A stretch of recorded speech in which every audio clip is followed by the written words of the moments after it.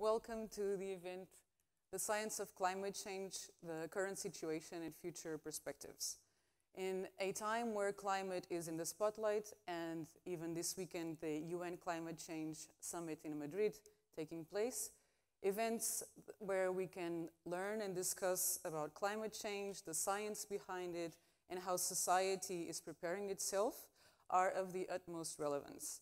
This event has been organized by IPACIA, the Association of Italian Researchers in Portugal, with the collaboration of the Italian Embassy in Lisbon, the Italian Institute of Culture, the British Embassy in Lisbon, and the Champalimaud Foundation. We will have a brief introductory section with some welcoming notes from the president of the Champalimaud Foundation, Leonor Beleza. Then we'll have Mrs. Francesca Guariglia, I'm sorry if I didn't say it correctly, the deputy head of mission for the Italian Embassy here in Lisbon, and also finally with Dr. Davide Accardi, the president of IPACIA.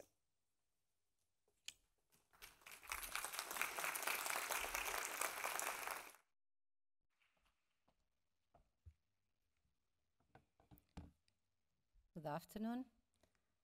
Indeed, a nice afternoon. I hope that those of you who haven't been here before took some time to approach that window and look through it. Today it was really worth doing it.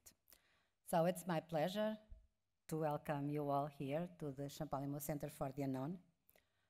I would like to start by offering my deep thanks to Ambassador Uberto Vanni d'Archirafi and to the Italian Embassy for their efforts in organizing this meeting and for their role in bringing all us together here through the Association of Italian Researchers in Portugal.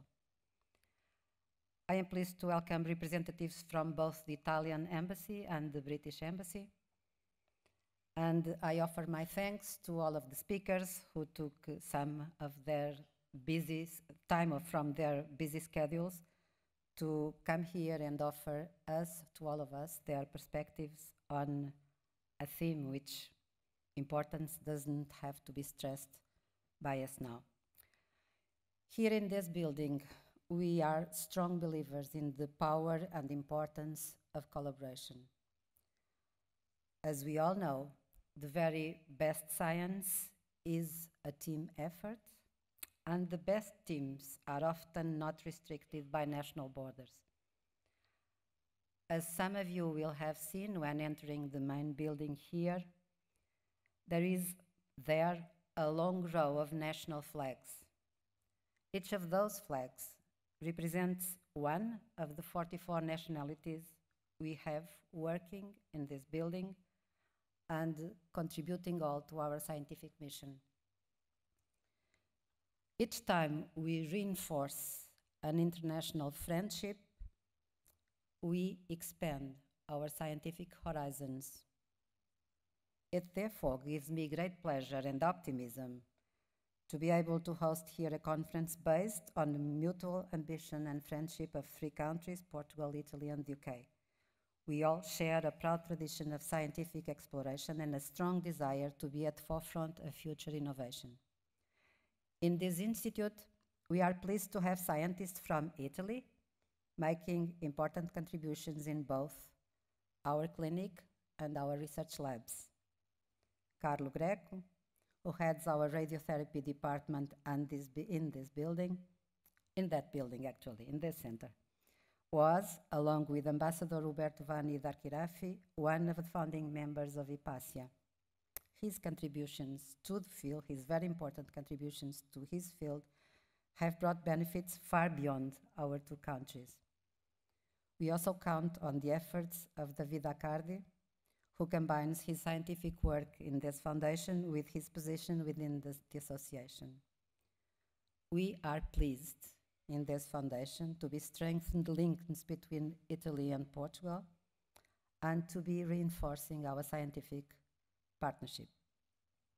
I should also note that the name of this association, IPACIA, is itself quite significant to me, honoring the name of this important pioneering female, a mathematician of 16 centuries ago, is something I appreciate and which is aligned with what I am sure is our common view that science and society should promote gender equality and should recognize the achievements of the many women who have advanced their fields. The collaborations we have built here over the last decade have been central to a lot of what we have achieved. Our neuroscience program is truly international in its scope, and our scientists have a strong record of securing international funding and exposure for their work. Our research groups have advanced our understanding of neural circuits and systems, and the success of this work is evident both in terms of significant publications and prestigious award grants. Our neuroscientists also regularly host technical courses and public seminars in order to reach all interested stakeholders coming from many different places in the world. In oncology, our approach is being equally successful. In this field, we carry out research that can ultimately feed into new cures and techniques in a clinical setting. We are at the center of an international collaborative protocol to find new treatment approaches to rectal cancer. We have developed techniques in single-dose radiotherapy, that's Carlos' work, that we now share with others around the world. We partner with industry and researchers in developing new imaging techniques. Our breast unit is involved in clinical trials and collaborations of global scope, and now the Global Alliance for Advanced Breast Cancer has its headquarters here in our center. In many other areas, we aim to find the best partners to realize our scientific goals. Our aim in seeking out these types of collaborations has a dual focus. On the one hand, we all benefit from combining our resources and expertise in working towards a shared goal. On the other, we recognize that the ultimate goal we have all is to benefit humanity and society through our work wherever we are and live. None of us can escape what is becoming the most important humanitarian, political, and scientific issue of our age, climate change. As carbon emissions continue to rise and extreme weather events become more commonplace, we know that we find ourselves in a moment of reckoning. We know that the decisions we make in these coming years, decisions we are making now, will surely impact on generations to come. We know that solutions can only be found in collaboration and never will be carried out in isolation. We know that we now need each other more than we ever did. Indeed, it is an interesting coincidence, as has already been said, that this meeting is taking place at the same time as the COP meeting in Madrid. It is certainly significant, therefore, that we are together at this moment to review the scientific landscape in this area, while a discussion at the political level is taking place on nearby. This type of meeting is essential to fostering the right discussions and understanding where we are and how we move forward, how we should move forward. In Enrico Brunhol, Pedro Soares, and Martin Siegbert, we have 3 scientific leaders in their fields who bring diverse expertise to this issue. And in João Pedro Costa and Jorge Portugal, we are pleased to be able to hear how this issue looks from a business and a policy perspective.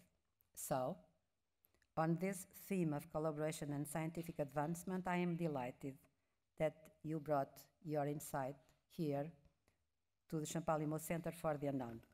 I am sure that this will be a productive meeting and that this meeting will be an opportunity to remind ourselves, to remind all of us of the importance and the power of scientific international collaboration. Thank you very much.